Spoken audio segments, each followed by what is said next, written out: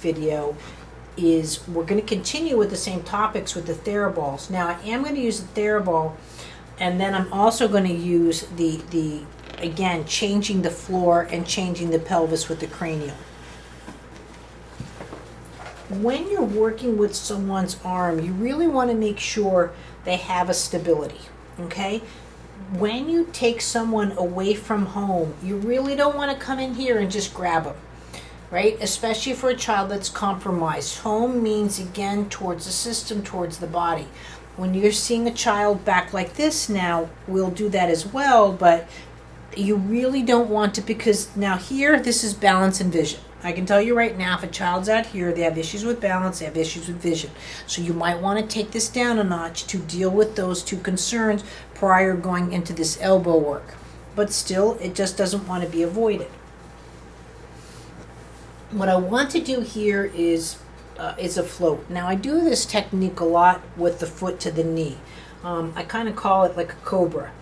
Like right now, he's just here because, again, here's a man with an injured shoulder. Now the shoulder's not injured anymore. He still has the residuals of it. It's not post-traumatic stress. But when I put him in certain position, his body's going to want to protect it. That's an intelligent mind. It's not flight or flight. He does not need sensory integration. And the thing is, those kind of movements happen with your child too. If they go to move like this and they suddenly don't have a swallow, they will protect the swallow and the hand will stay in. That's how the human body works. So now, right now I noticed if I go just crossing him with midline, and I can just feel just some tension within the shoulder. I know he can go back here, but I know that quote right there, cross the midline, he's like, I'm not sure about that. That's fine. So I'm going to keep him to this side of the midline. I do not have to keep testing my work.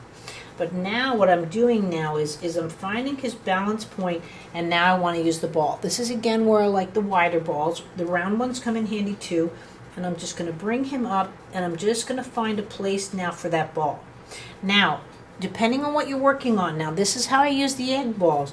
I use the egg balls for the wideness because I'm looking for just this float or changing his absolute horizon, right, which should change his midline. Now, you can do lessons with the ball this way, but now the ball's going to roll out, and it will give you a different effect.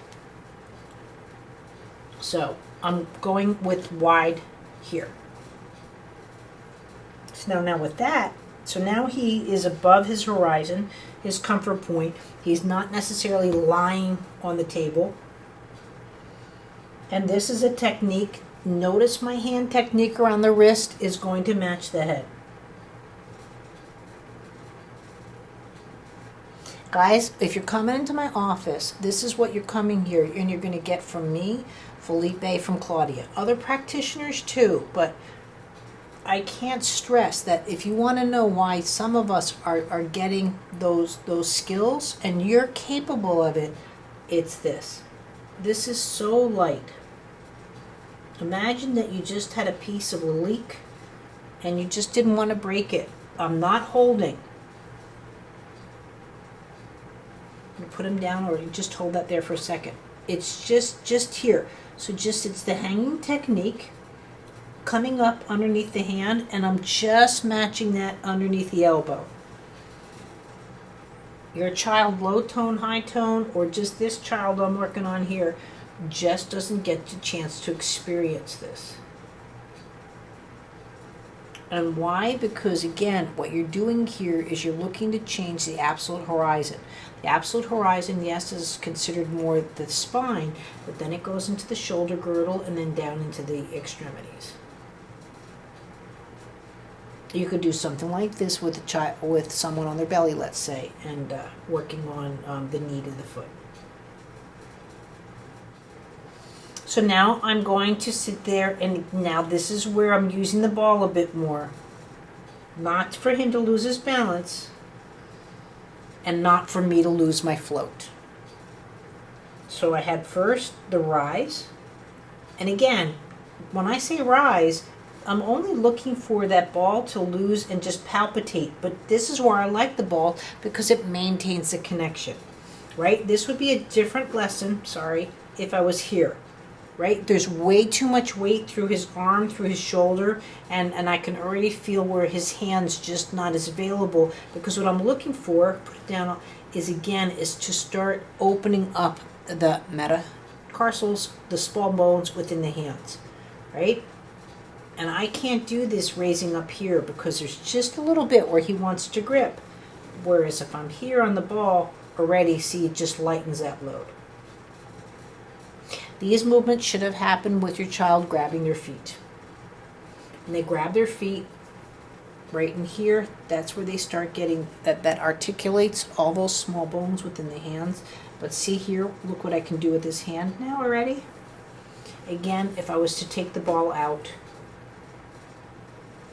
he just doesn't have the same finesse. You know, it's just not, the movements aren't there. Both lessons are valid though.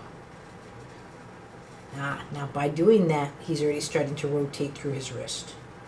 And also what he's starting to do is where I can lightly rotate up through that wrist and drop him down through the elbow. So now I'm going apart from my hands, but at the same synchronized movements.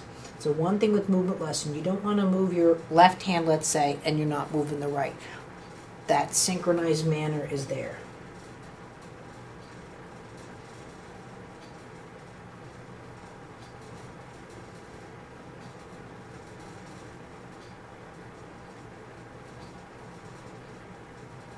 Notice again, I still haven't grabbed those wrists once.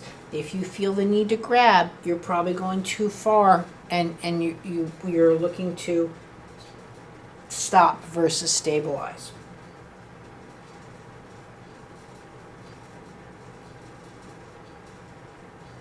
Now I'm going to start just up and down in a sense, towards him, out, and I'm looking for that neutral. What's starting to happen now is the pendulum. There should be a way of moving him, and the elbows articulate, and then there's a way of just the wrist doing it.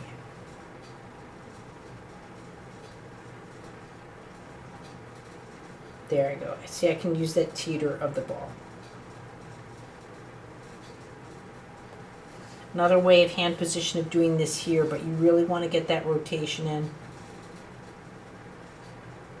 This is fine, but actually in this one, it's a weird hand movement in a sense that I don't do it. I'm upside down here. This works way better for him.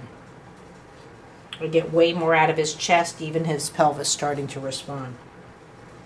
Now again, I can go fast with him because he's a professional. Whereas with your child, again, you might want to be more here. Now notice too, with all of this, the movement in and out, and again, it looks like a jiggle because everything is just synchronized with that. Look at how, quote, loose he is. Just from doing this elbow.